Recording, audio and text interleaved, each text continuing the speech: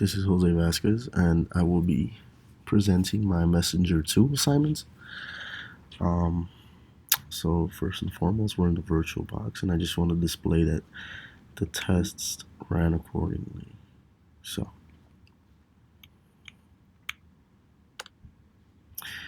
this is also the revised test files Professor Hart sent, so it's just going to take a little bit. Okay, test 1 completed, and now test 2.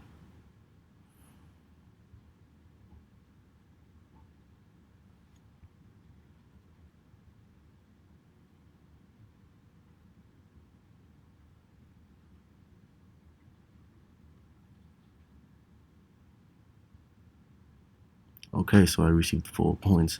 I just wanted to show that the code ran with all the tests properly. So now I'll be taking a look at the code. So I just want to start off at the main, and right here in the main, we're just going to create a new messenger object, and we're just going to declare a variable int port, and we're going to start off with a try catch block to catch any errors. So we will try the code first, and if it runs good, it will never run to the catch. And inside the try catch block, we're going to have switch statements that are going to measure the length of the arguments the user inputs. So it's going to have a case on depending on the length of the arguments given. So in case 1, if only one argument is given, then it will assume that it is only a port number, and in turn it will create a client. So the argument is going to be set to the port number, then it's going to create a new object handle server, and it's going to give it the port number, and it's going to make it the local host as the second argument for this function. If there are 2 arguments given, then it will check the first argument to be a -L, and it will set the second to the port number variable. So if it's going to check the first argument is -L, then it's going to be given the second argument.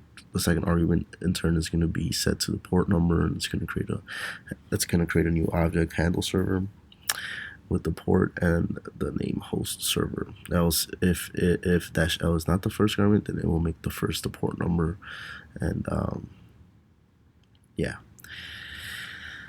So if none of this, if a port number isn't given, or if a -L, then it's gonna display a error, wrong arguments.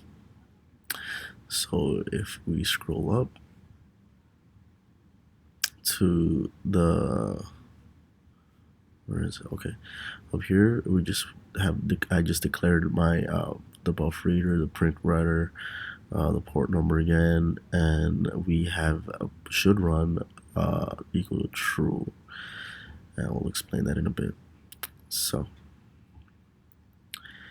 in right here, the handle server, it's to get the port number and the string of what it is. So first we're going, if the host is equal to the host server, then it's going to create a new server socket, and we're going to be given the port number, and then the client socket is going to be declared, and it's going to accept the server socket, and then it's going to close. If this isn't it, then it's going to create, if it isn't the host server, it's going to create a client socket with the host and the port number.